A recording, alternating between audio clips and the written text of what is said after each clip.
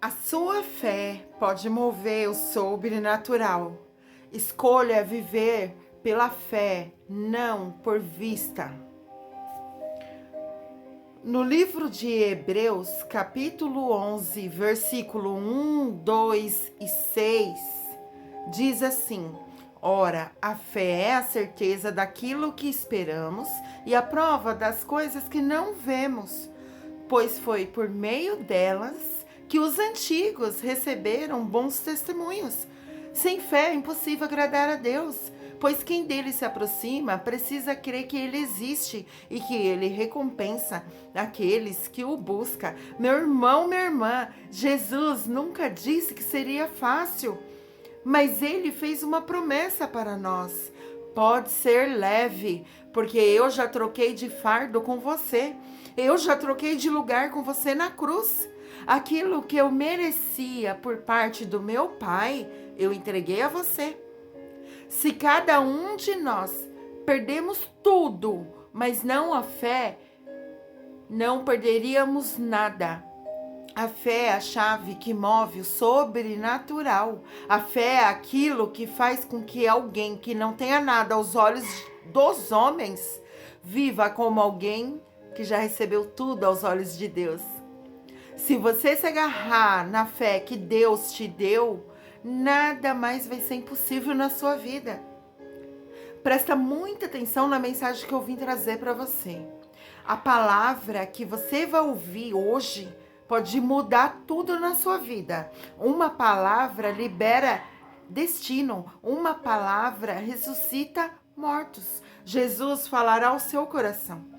Um dos maiores milagres do Evangelho não é quando Jesus ressuscita mortos, mas é quando ele ressuscita vivos.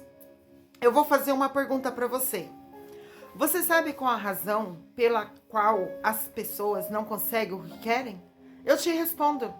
É porque, na verdade, elas não sabem o que realmente querem. E quando sabem, elas não possuem a fé suficiente para manifestá-la.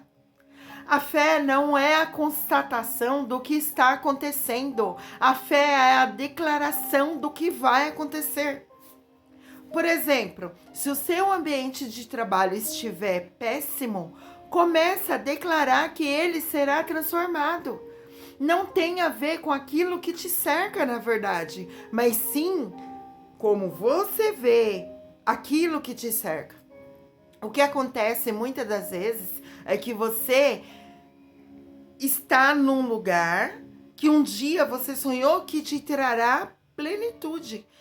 E agora você está ansioso para um novo futuro. Aí quando o futuro chegar, você estará ansioso com o próximo futuro.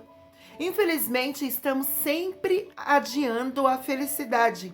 Quando Jesus diz que a nossa felicidade não está nas nossas conquistas, mas sim na presença dele. Não tem a ver com as estações que você vai chegar, mas tem a ver com aquilo que você está vivendo agora.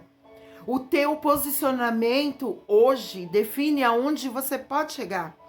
O limite de ter uma vida em plenitude está ligado à sua fé. Existe milagre que você está esperando que aconteça, mas você não deu os primeiros passos de fé para que ele se realize.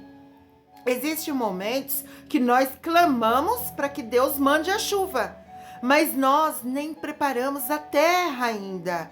Deus nos diz, se ele mandar chuva do jeito que se encontram os nossos campos, ele vai destruir a nossa plantação. E isso não vai nos abençoar. É preciso estar pronto.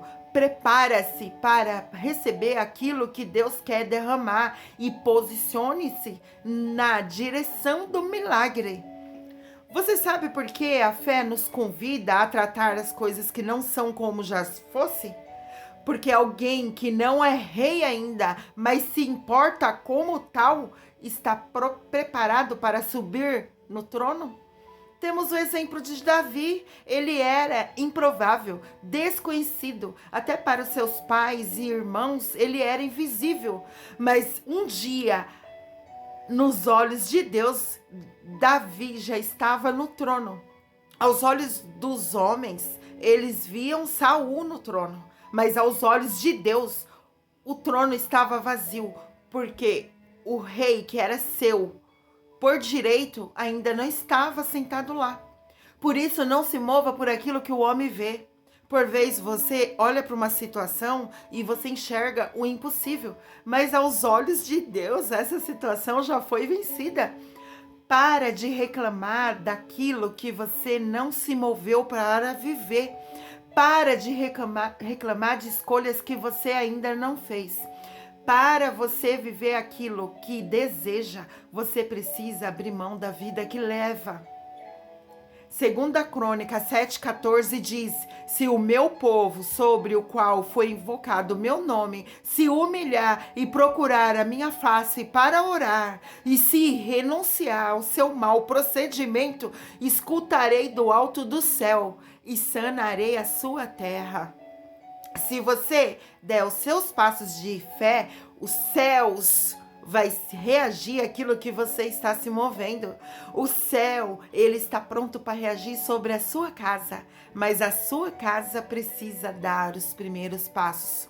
O evangelho não tem a ver com conforto. O evangelho tem a ver com propósito. Não faça das suas crises o seu devocional. Uma pessoa que já está sem esperança, acorda, toma seu café e fica horas assistindo o jornal. E depois disso, quando sai para trabalhar, tem a perspectiva de que o mundo está desmoronando devido a tanta violência que ela assistiu. Essa pessoa, ela fica com a situação de que tudo está errado. Isso parte da influência que acabou de ver nos meios de comunicação. Entenda, o céu, ele não está em crise. Você precisa fazer a sua escolha. Ou a realidade do céu entra na sua casa, ou os seus olhos vão ditar para onde você pode ir. No livro de Josué, capítulo 1, versículo 9, diz: isso é uma ordem. Ser firme. Sejas firme e corajoso. Não te atemorize, não tenhas medos, porque o Senhor está contigo em qualquer parte, para onde for. O Senhor está contigo em qualquer parte, para onde você for. Tá bom? Então creia no nosso Deus bondoso. Ele está doido para te abençoar. Isso é um princípio. A segurança que você tem não está nos lugares aonde você vai, mas sim quem vai com vocês até lá. A ansiedade é o mal do século. É o resultado natural de centralizarmos a nossa esperança em qualquer coisa menor que nós. Se a tua expectativa está em seu trabalho, em promessa de homem, a ansiedade vai governar a sua história. Agora, se a sua expectativa está em Deus, você tem que ter a consciência de que Deus é suficiente para tocar em qualquer esfera da sua vida e mudar a sua história. Quando você confia em Deus, você pode todas as coisas, você descansará debaixo da certeza. Se nós sabemos que Ele pode todas as coisas, por que acreditamos que Ele só vai tocar em alguma delas? Deus, Ele pode liberar cura contra a enfermidade, mudar histórias financeiras, mudar cenários. Confie, se posiciona. Quando você pauta o seu futuro naquilo que os olhos vê, você está dando para a sua carne o lugar de governo para a sua história. Você sabe por que isso? Porque a partir daí, os seus olhos vão definir até onde você pode chegar. Você tem que entender, ou seus olhos que dirão a você quais são os seus limites, ou o Deus que te criou, quando nada ao teu redor existia, fará isso. Faça a sua escolha. Os seus olhos vê impossibilidade e a sua fé diz: vai dar tudo certo. Foi eu que te prometi, eu vou prover cada promessa. 2 Coríntios 5:7 diz: andamos na fé e não na visão. Olha que interessante isso. Você conhece algum casal que está junto há muito tempo, mas não existe confiança entre um e outro? Com certeza você responderá sim. Hoje é muito comum. Vamos fazer um parâmetro com a nossa vida espiritual. Existem muitos cristãos, mas muitos cristãos que caminham perto dele há muito tempo, mas não confia que ele pode fazer aquilo que a palavra dele diz. Você sabe qual que é o princípio que Deus está estabelecendo com isso? Estar perto não significa confiar. Você já parou para se perguntar por que mesmo a igreja crescendo cada dia mais em números de fiéis, os milagres sobrenatural não aumenta na mesma proporção? É porque estar perto não significa confiar. Talvez você esteja anos na igreja e não confia que uma palavra, uma oração pode mudar a sua história. Se fosse diferente, levaríamos mais a sério os nossos momentos no secreto com Deus. Um sermão sendo ministrado ou uma mensagem sendo ouvida. Essa mensagem aqui que eu estou fazendo pode ter 2 efeitos na sua vida. Ou ela não apresentará nada, ou a sua vida poderá ser transformada. Esses efeitos é liberado de acordo com a sua fé. Deuteronômio, capítulo 31, versículo 6 diz: coragem, sejas forte, que nada os atemorize e não os temais, porque o Senhor, vosso Deus, que marcha à vossa frente, ele não os deixará e não os abandonará. No episódio da tempestade, Jesus apresenta-se para os discípulos, porém ele só acalma a tempestade quando ele entra no barco. Porém ele diz: sou eu. Ou seja, primeiro ele acalma a tempestade dentro deles, dos discípulos, e depois ele entra no barco e a tempestade cessa. Observe o princípio que ele está estabelecendo. A sua confiança não tem que estar no mar que se acalma, mas sim no Deus que se manifesta. Você tem que confiar, o fato de Deus estar com você já é a segurança que você precisa. Em João capítulo 15, versículo 7 diz: se permaneceres em mim e as minhas palavras permanecerem em vós, pedireis tudo o que quiseres e será feito. 2 Timóteo 1,7 diz: pois Deus não nos deu um espírito de covardia, mas sim um espírito de fortaleza, amor e equilíbrio. O significado de equilíbrio é posição estável, sem oscilação ou sem desvio. Equilíbrio não é ausência de intensidade, é ausência de inconstância. Deus nos fala que o que vai mudar a nossa história não é só a intensidade do que fazemos, mas como vamos até o final. A nossa geração tem um problema de inconstância e não de intensidade, porque na primeira crise abrimos mão da fé. Ou seja, no momento que você mais precisa se firmar, você acaba fugindo. Equilíbrio não é você ir mais devagar.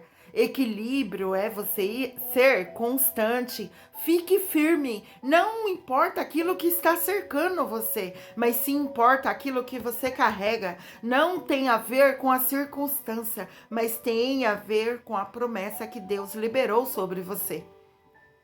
Efésios capítulo 6, versículos de 11 a 13 diz: revesti-vos da armadura de Deus, para que possais resistir às ciladas do demônio, pois não é contra homem, carne e sangue que temos que lutar, mas contra os principados e potestades, contra os príncipes tenebrosos. Os príncipes tenebrosos. Tomai, portanto, a armadura de Deus, para que possais resistir nos dias mais e manter no cumprimento do vosso dever. Olha isso, depois que fizer tudo, permaneça firme. Em 1 Coríntios 16:13 diz: vigiai, sejais firmes na fé, sejais homem, sejais forte. Para vivermos uma vida constante, vivermos o sobrenatural acima de todas as adversidades, tem a ver com as nossas escolhas. Uma vez perguntaram para um esportista famoso: é verdade que você corre 4 horas da manhã? Ele disse: não, às 4 eu já estou correndo. Aí falaram para ele que não precisava, porque ele já era campeão mundial. Ele disse: é justamente por conta disso que eu sou campeão mundial. Porque enquanto os meus adversários estão dormindo, eu estou treinando. E se eu souber se algum adversário meu está indo treinar às 4 horas da manhã, eu começo a treinar às 2. E se eu souber que alguém está indo treinar às 2 horas da manhã, eu não vou mais dormir para poder treinar. Sabe por quê? Porque vencer não é uma responsabilidade deles, mas é uma responsabilidade minha. Precisamos lembrar que ninguém vai fazer por nós aquilo que precisamos fazer. Ninguém vai levar os nossos filhos para passear. Ninguém vai comprar um presente para nós, para dar para os nossos maridos no dia dos namorados. Ninguém vai fazer aquilo que você precisa fazer. Porque é as suas escolhas que definem os seus limites. É as suas escolhas que definem até onde você vai chegar. Porque Deus, Ele nos deu liberdade para escolher. Deus nos deu a liberdade para nós escolher.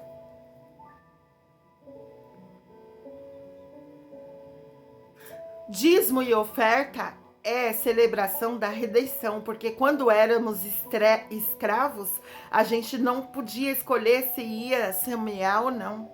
Hoje você pode escolher, hoje você é livre. O escravo não tem escolha, mas o filho, sim. Você pode escolher se lançar à vontade de Deus ou não.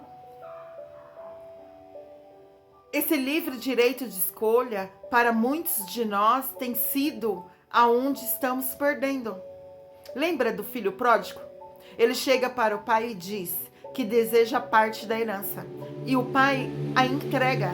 Ou seja, o pai dá para o filho provisão e liberação. Às vezes achamos que estamos fazendo certo porque estamos crescendo e temos liberdade para escolher. Mas o fato de Deus nos dar liberdade de escolha não significa que Ele aprova todas elas. O maior fracasso que um homem pode ter é ter sucesso aonde Deus não aprova. Às vezes estamos cansados de buscar sucessos onde Deus não enxerga sucessos para nós. A história de Paulo para nós, para nossa geração, seria um dos maiores exemplos de fracasso para a nossa geração. Paulo não foi milionário e morreu sozinho. Os critérios que usamos para sucesso é completamente diferente da vontade de Deus. Às vezes você está tentando alcançar algo que já recebeu, que nem percebeu. O que importa para Deus não é o castelo que construímos, mas sim onde buscamos refúgios, aonde ninguém nos vê. Não tem a ver com aquilo que a gente construir para chegar perto, para chegar até Ele. O Evangelho tem a ver com aquilo que Ele abriu mão para chegar até nós. Aquilo que você faz para Deus não determina quem você é. Ele te ama quem você é e não por aquilo que você faz. Deus não te ama por obra. Deus vê o coração. Deus vê apenas o coração. Não importa quem você é. Antes de você existir, Ele já era Deus. E continua sendo. Não tente diminuir Deus segundo as suas experiências pessoais. Não é porque Deus não fez ainda algo que você desejava que Ele não pode fazer. A grande questão é que no Evangelho, Deus só pode tocar nas áreas que vocês puderem e você reconhecer. Jesus veio para os doentes, Ele não veio para aqueles que pensam que não precisa dele. O evangelho não é para quem acha que precisa, o evangelho é para quem sabe que precisa. Precisamos nos comprometer pelos nossos destinos proféticos, mais do que nos comprometemos com as nossas desculpas.